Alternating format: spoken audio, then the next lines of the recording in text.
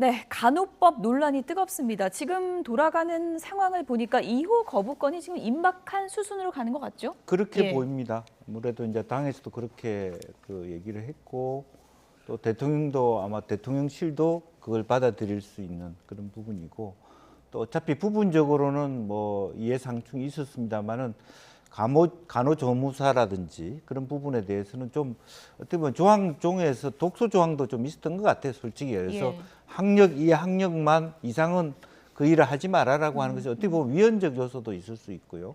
이제 그런 측면, 예를 들면 뭐 초등학교 선생님들은 뭐 박사를 받으면 안 된다 이런 얘기처럼 들리기도 한데 핀란드나 이런 데 가면 박사들이 초등학교 교사 너무 많습니다. 이제 그런 부분에 문제가 있는 것 같고 또 이 지금 법명도 좀 바꾸려고 하는 것 같습니다. 간호법이 아니라 간호사법. 예. 이제 그렇게 얘기했고 지난주 금요일 날 광화문에 크게 이제 간호사법, 간호법과 관련된 뭐 대규모 전국적인 어떤 데몬스트레이션이 있었습니다만은 이제 그럼에도 불구하고 대다수의 이해상충에 있어서 기본적으로는 어쨌든 윤 대통령이 화근은 어떤 면에서는 대선 후보 시절에 양 후보가 이 법을 마치 동의하는 것 같은 제스처를 취했다는데 예. 있었습니다. 처음부터 단호하게 나는 이건 아니라 그렇게 얘기해야 되는데 그러지 못하고 희망 고문을 하다가 마지막에 이렇게 거부권을 행사하는 것은 또 그분들에 대해서는 그분들의 초기에 진정성이 안 있었겠습니까? 예. 간호사를 너무 무리하게 예. 대리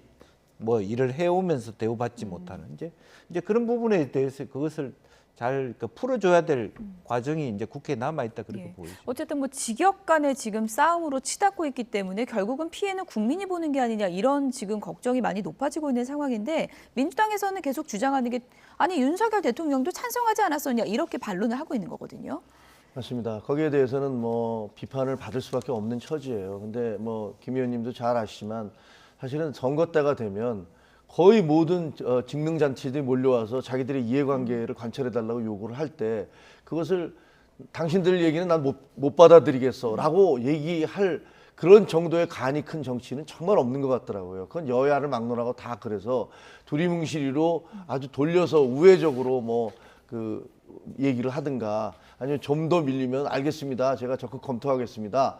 내지는 뭐 도와드리겠습니다. 이렇게 얘기를 하는데 예. 그게 선거가 끝나고 나면 다 이제 부채가 돼서 거기에 대한 이제 청구서가 날아오는 거 아닙니까? 저것도 뭐 그 중에 하나라고 생각이 되어집니다. 그래서 그 내용 자체에는 사실은 워낙 그 각 직역들이 이게 의료법 안에서 이제 간호사나 무슨 의사나 한의사 뭐 방사선 뭐 간호조무사 이런 분들이 다 있었는데 따로 이것만 빼서 어떤 그 법을 만들겠다는 것 자체가 다른 직역분들에게는 상당한 거부감을 주는 거로 보여지고요. 예.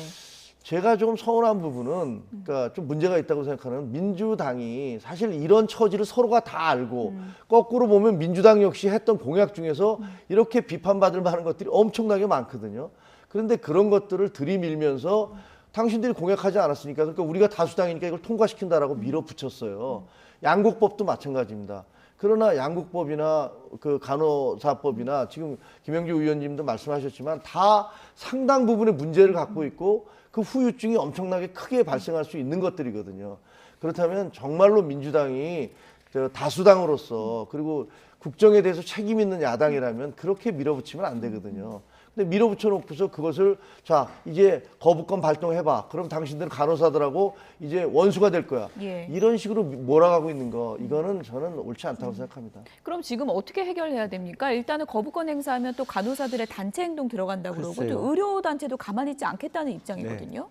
근데 이제 기본적으로 뭐 국회의장님이 나름대로 뭐 중재를 한다고 하지만 예. 그것도 쉽지는 않아 보입니다. 이제 그렇게 보이는데 일단 여당 중재안은 한번 합의가 불발이 된 거잖아요. 불발이 그죠? 됐죠. 그러나 이제 기본적으로는 어쨌든 다시 머리를 모아서 제일 중요한 건 솔직히 현재 이 상황에서 민주당이 여러 가지 어떤 그 자리를 맞대는 뭐 지금 전체 당내 분위기도 그렇습니다만은 뭐 대통령이 협치를 하지 않는 서운함에도 불구하고 야당 안을 지켜보면서 어떻게 컴프로마이즈 뭐 좀 조정해 갈 수 있는 여지를 만들어 가느냐 하는 부분인데 당분간 아마 냉랭한 분위기 속에서 이걸 지켜봐야 될 것 같습니다. 예, 그러니까요. 지금 이제 2호 거부권인데 방송법도 있고 줄줄이 지금 거부권 행사할 법안들이 지금 많이 남아 있다는 지금 전망이 나오고 있기 때문에 어쨌든 대통령 입장에선 거부권 정국이 계속되면 부담스러울 수밖에 없는 거 아닙니까? 엄청 부담스럽죠. 그리고 민주당이 노리는 것도 그걸 것이고요. 저는 개인적으로는 양곡법 말 안 된다고 생각하고요. 간호법은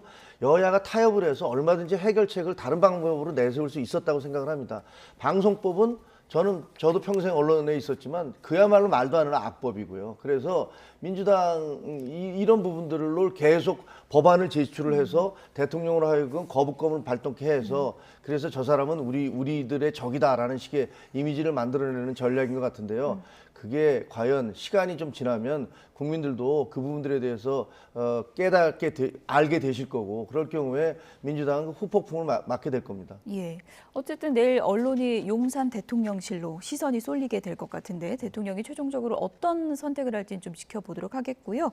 주말에는 어제 용산 대통령실 앞에 있는 어린이 정원을 윤석열 대통령이 또 깜짝 방문해서 화제를 모으기도 했습니다. 화면을 좀 보여주시죠. 네, 윤석열 대통령이 뛰어오는 모습을 보고 계신데요. 용산 어린이정원 스포츠필드에서 열린 유소년 야구 축구대회 현장 방문해서 이렇게 아이들하고 하이파이브를 하고 있고요. 네, 스트라이크 이렇게 부심으로 깜짝 변신하기도 했습니다. 대통령의 야구 사랑은 많이 알려져 있는데 용산 어린이정원에 각별한 애정을 보이고 있는 것 같아요. 요즘. 예. 어쨌든 그 대통령이 중앙고등학교 나오셨는데 예. 또 야구도 했다고 그러잖아요. 대학 다닐 때 야구도 하셨다고 그러고 지난번에 이제 그 시구를 할 때 보니까 상당히 잘 했다는 평을 받았는데 저런 모습은 여야를 떠나서 굉장히 보기 좋은 것 같습니다. 야당 대표도 저런 데 나오셔서 또 저 어린이들과 함께 화합하고 또 이렇게 애정을 표시하는 모습을 보여주면 참 좋겠다라고 생각을 합니다. 예. 저것까지 정치적으로 서로 얘기하는 거는 그건 안 했으면 좋겠습니다. 네, 격려사를 길게 했는데 격려사에서 제가 이렇게 핵심적으로 뽑은 건 역시 용산으로 나온 게 잘된 일이다 이런 얘기를 했다고 하는데 그 부분을 좀 강조하고 싶은 내막이 있겠죠. 글쎄요, 예. 아무래도 그동안에 역으로 보면 그 용사로 나와서 뭐가 달라졌냐, 하시던 도어 스태핑도 그만두시고 예. 결국에는 원래 용산을 나왔을 때 보좌관들하고 하고 더 많은 소통을 얘기를 했는데 실제로 생각만큼 밖에 더 많이 외국에 더 많이 나가시고 또 그런 부분이 있습니다만은 어쨌든 그런 부분에 대한 신경이 쓰이지 않았겠느냐 생각이 들고 왜 여기로 옮겼느냐에 대한 그러나 어쨌든 이러한 활동을 통해서 그나마도 그런 의식들을 좀 잠재울 수 있으면 또 특히 어린아이들하고 소통하고 하는 것은 나쁘지 않다 그렇게 생각이 듭니다. 네. 말이 나온 김에 용산시대의 상징인 도어 스태핑은 아예 중단이 된 건가요? 아니면 다시 할 가능성이 있는 건가요? 그건 청와대 대통령실에 물어보셔야죠. 저는 그냥 제가 알 수는 없는 네. 일이고요. 하지만 이제 그 부작용 같은 것들이 저는 처음부터 반대했습니다. 예. 아시겠지만 처음부터 도어 스태핑이 결코 소통의 수단이 안 된다. 이건 결국 이상한 상호 간의 갈등을 오히려 증폭시키는 그런 도구가 될 것이다. 그리고 예. 대통령이 그 앞에 서서 무슨 피의자처럼 그 앞에 서서 1분, 2분 얘기한다고 그래서 그 소통 아니다. 그러니까 그냥 정식으로 몇 달에 한 번씩이라도 기자들과 만나서 심층 있는 대화를 나누는 것이 오히려 소통에 도움이 된다. 이렇게 주장을 했는데 모르죠. 대통령실의 참모들께서 어떻게 조언을 하고 대통령이 또 어떤 결정을 내릴지는 네. 저는 알 수 없습니다만 그러나 어쨌든 국정을 운영하기 위해서는 국민들과 언론과 더 많은 소통이 필요하겠다 이렇게 생각합니다. 네. 어쨌든 어린이정원 개방을 시작으로 용산시대 플랜이 어떻게 좀 진행되는지 지켜보겠습니다. 지금까지 김종혁 국민의힘 경기 고양병 당협위원장, 김영주 전 민주당 의원 두 분이었습니다. 고맙습니다. 고맙습니다.